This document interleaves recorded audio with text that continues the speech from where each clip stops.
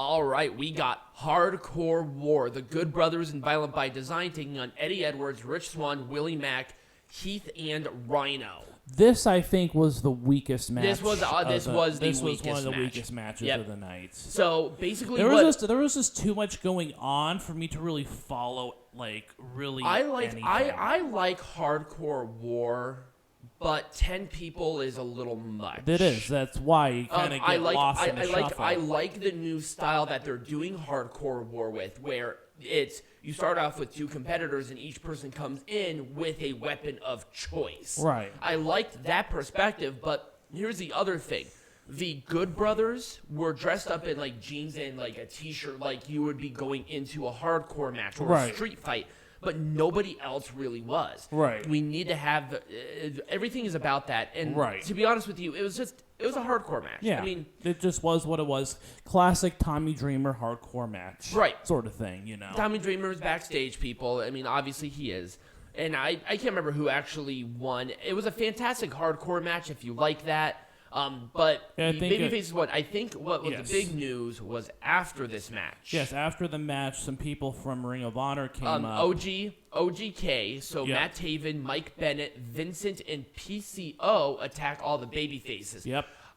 I like it, but at the same time, I'm so confused about the hodgepodge of people because if you know anything about these people, Matt Taven and Vincent had a huge blood rivalry that spanned months and months and months. Why are they working together? Because they're Team Ring of Honor. It's an odd choice. Let's put it that way. Well, hey, you can't have everybody. I'm sure that if it was somebody else, it would have been other people, but it's just, you just get what you get. And I guess PCO has signed a contract with Impact Wrestling. Yes, he did. He did sign a contract with them. But I think he's the only one who signed a deal with them so far. Yes, right. So far.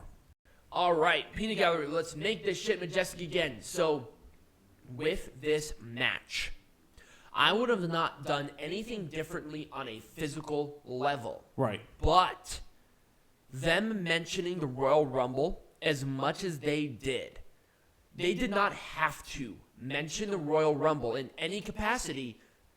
But that was just the big news. It was the big news. If they mentioned it once, fine, but they mentioned it too many times, and it took me away from it. Also, the intensity in some parts of this match were not all the way there. If this is a blood feud, make it feel like that. I don't know that it was a blood feud. Well, now keep in mind, Mickie James beat Deonna Purrazzo for the championship in that historic reign. So in a way, it was a blood feud. We were there live when that happened. Right. Biggest pop of the night, I swear to God. But it was a blood feud because that's how Deonna Purrazzo viewed this championship. But it's kind of over at this point. I think Deonna Purrazzo's moving on to different things. I think Mickie James moving on to different things. And I'm happy this was the main event, by the way. I'm happy too. I think even if they were not going to announce that Royal Rumble entry thing that WWE did, this was going to be the main event. Oh, absolutely. There was no point, and I hate saying this because this is mean, there was no point on Cardona being in this match. No, there wasn't. It was really a Moose versus W. Morrissey thing. If it was only going to be Moose versus W. Morrissey, they would have done a different rivalry. And I think Matt Cardona and W. Morrissey were taken out of a proper one-on-one match. Either or. If it was Moose versus Cardona, great. If it was Moose versus W. Morrissey, great. Right. A three-way match in this just felt a little off to me. It did. It was kind of that third wheel situation. Right. Also, Cardona was the main focus of this rivalry where people were really backing him, and they still were during the show. Yeah. But him eating the pin after everything that happened and how they built it was the wrong decision. I don't know. I don't think they had a choice. Because they booked themselves into a corner by having this three-way. If they wanted to do W. Morrissey and Moose, that would have been whatever. And if they wanted to do that, okay, then he would have eaten the pin. But Moose emphasized that Cardona was a mid-carder at best. And for Cardona to be pinned clean, it emphasized that. Well, that just makes Moose all the more powerful looking. Right. No, it made him look right. Cardona did not feel like a main eventer in this. Because it was a 3-way. Exactly. It shouldn't have been a 3-way in the first place. Yeah. They booked themselves into a corner, and they made the wrong choice on how this match ended. Yeah. If But they were that's just is what it is. If they were going to do where Cardona ate the pin, I would have done like a chair shot or a bell shot or something like, a cheat thing, you know? That would have been, that at least would have saved where Cardona could have theoretically have won that, or it was by fluke. Right. Too many people. Yep, too many people in this match. There was no, if it was just Violent by Design taking on Heath, Rhino, and Eddie Edwards, that would have made this match infinitely better. Yeah. Just in general. Oh, yeah. The Good Brothers versus Rich Swann and Willie Mack should have been a totally separate match. They were shoehorned in there to get those guys on the card. Right. That's pretty much it. It was stupid. Yeah. And there was no reason for it, because guess what? Again, there was just too many people. The Heath Rhino Violent by Design thing was the hardcore match that this should have been. Right. And Eddie Edwards being put in there, if they want to do that just to have the balancing effect out, fine. Because Eddie Edwards is the hardcore guy. Right. But the other two teams, no reason for it. You had plenty of time to have a TNA or an Impact World Tag Team Championship match. No, absolutely. It just didn't happen. Stupid. Yeah. Just absolutely stupid. Yeah. This was awesome. Yeah, I wouldn't have done anything different from the debut of Jonah to the match itself structurally and where everybody looked good after. Right. And again, this is part of the redemption arc for Josh Alexander. Right. And that is why Jonah was a big guy going in there. Right. He was a formidable wall in the way of the redemption. And he had to overcome and now it's going to be the Charlie Haas arc, which is fine. So I wouldn't have really done anything different with this match. I thought it was structured really well. The rivalry was great, and I think Jonah has a few more months left, so we'll see who he faces at Rebellion, because you know he's going to be in a match at Rebellion. Exactly. So I would not have changed a thing. I wouldn't have changed a thing with it. I may have wanted to have Jonathan Gresham maybe do something with Impact a little bit more before the show itself, because it just felt like a cold title match to me. It pretty much was, And it was good structurally. I wouldn't have done anything different inside of that. But I really wish they would have built a story around, hey, let's up the ante. Let's make it pure rules. We didn't know it was pure rules until the match started. Right. If it was pure rules, that's what makes it important. Right.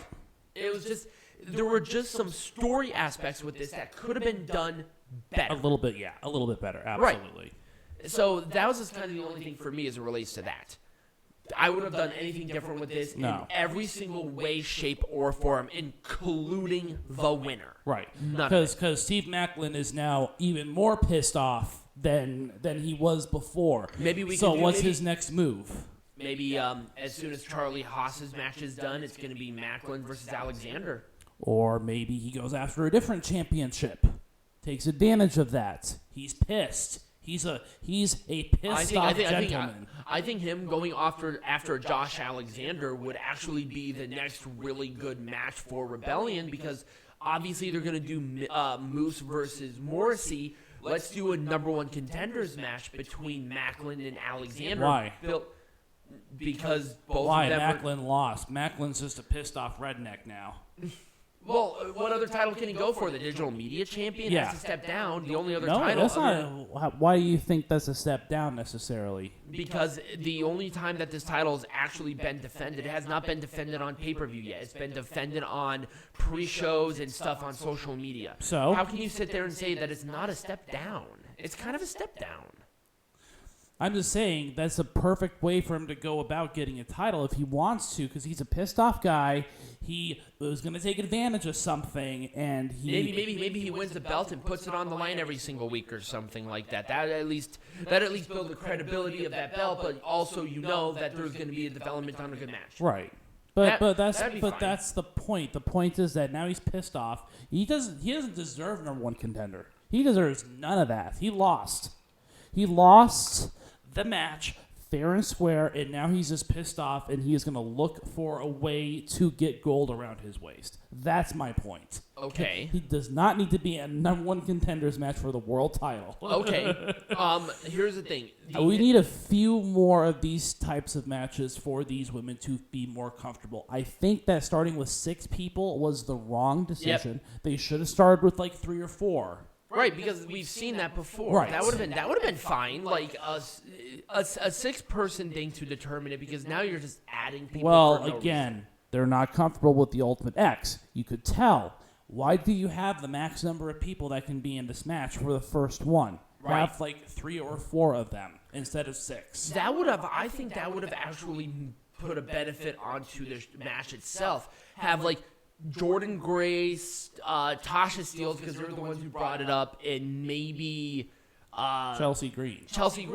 Right. I mean, the other one's like, okay, Rosemary's been with the tag. Lady Frost just debuted, and Alisha Edwards has not been on TV. Why did they get that opportunity? Right. At least Jordynne Grace is a champion in some way, shape, or form. Tasha Steelz helped not only get the match off the ground, but she's been on TV constantly, and Chelsea Green has been wrestling constantly and winning matches. Right. That would have been fun, and I think that would have actually added to the match. Right, because then the spots could have been a little higher quality. Right. But anyways, a couple of other things. The ROH invasion. What are your thoughts on that? I believe if they I don't know how much follow-up there's going to be on this. I mean, I understand why they're doing it, but I need some. They haven't done a lot of. Have they done a lot of follow-up with this? Yes, they have. Okay. They have attacked. They attacked on last week's Impact. They attacked D'Lo. Okay. They had a couple of other involvements, including in the main event. Right. But my problem is that the people that they chose was a bit different. Because people who watch it, if the people who watch Impact are going, there's the only assumption, 75% of them watch Ring of Honor. It's almost the same fan base. Okay. And the fact that they had Taven and Vincent, who had that huge blood rivalry, now standing shoulder to shoulder like nothing fucking happened, is the How long ago was that blood feud? It was, the number one contendership changed hands, I think, like 2 weeks before Final Battle. So it was still fairly fresh. This was a recent, okay. It's still fairly fresh, but also they had a big blood feud. Right. This was not just a small blood feud. And also, they're keeping the same sort of gimmicks without any sort of synergy. Right. It kind of feels like it kind of feels like it kind of feels like, oh god, what was that team called? It was Bo Dallas. It was Bo Dallas, Adam Rose, Heath Slater, and Curtis Axel. What were they? I don't remember that. Social Outcasts. Oh, there we go. They were the social. I feel like they're the social outcasts. Right. And that's how not what you should feel like as it relates to this. Right. Have them maybe wear like a T-shirt or some innuendo where they have like something, synergy. right? Something that brings them together. Other one. Your thoughts on Tom Phillips? Whatever his name is. His no longer slave name being a part of the show. He replaced Matt Stryker. Matt Stryker's firing, I don't understand it because I thought he was doing fine. Yeah. Do you believe a 3-person would have worked? No, there can only be 2 in that. D'Lo Brown is just fine. Yeah, he's fine. He's fine doing the color commentary. It's obviously a decision that they made, but I feel like they did that a little unceremoniously to Stryker. I don't think it was either a good or a bad thing. Now I can see some positives. I can also see some negatives. I just don't know. I mean, Stryker's tweet kind of gave me the impression that they just fired him, and my thing was, why? Maybe it wasn't all Impact decision making because they are still owned by Anthem. That's true. But anyways, that was another new development. I can't think of anything else that happened. Not particularly off the top of my head, other than I was going to want to talk about the orientation of the match because I wouldn't have done anything differently with this. Oh, yeah, no. Because in the general overall thing of the show, this Hard to Kill was a perfect example on how to structure the orientation of matches, which is very important for people's interest to stay with the show. You don't want to burn them out too quickly. but you don't want technical wrestling to start off the show because they'll get them bored. Right. Therefore, every 2 matches, they had a slower paced match structurally. So they had first the Ring of Honor World Championship match, the Ring of Honor World Championship match. They had a couple of matches. Then they had the Hardcore War, where basically there wasn't a lot of technical wrestling. It was just hit somebody over the head or put them through a table. Right. There wasn't. It was a perfect melding of those 2 aspects. It keeps your interest up. Right. Okay. So next week, I don't know when the when is the Terminus event? I do not know. I can look it up really quick here if my shit wants to. Because actually, I had that pulled up a little bit before. I don't think it's actually anytime soon. I thought it was like later this month.